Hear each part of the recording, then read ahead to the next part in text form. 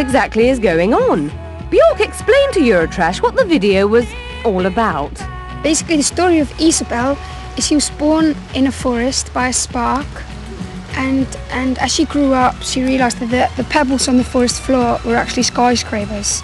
And by the time she was a grown-up woman and the skyscrapers had taken over the forest, she found herself in a city, and she didn't like all the people there so much because they were a bit too clever for her. She decided to send to the world all these moths that she had trained to go and fly all over the world and go inside windows of people's houses, the ones that are too clever, and they sit on their shoulder and remind them to stop being clever and start to function by their instinct.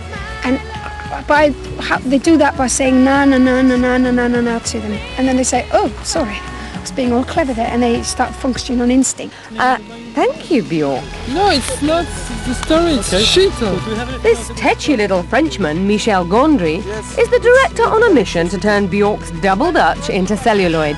But it's okay, he speaks her language, even to the extent of fulfilling her unusual meat-related requests. Okay, she speaks about her heart. It's funny to show a real heart, which is just a piece of meat. Michel has been feeding Bjork's hunger for startling images for a while now, as well as churning out videos for such rock luminaries as the Black Crowes and Lenny Kravitz. His ability to create strange worlds populated with weird inhabitants has earned Michel a bit of a reputation as a mad scientist, and Bjork loves it.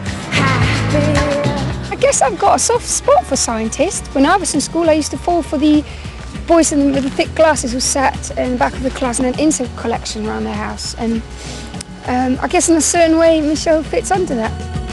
In fact, Michel the mad scientist plans to do a full-length movie about the love life of insects. And guess who's doing the soundtrack? I said, Michel, insects and love, I could deal with that chemistry.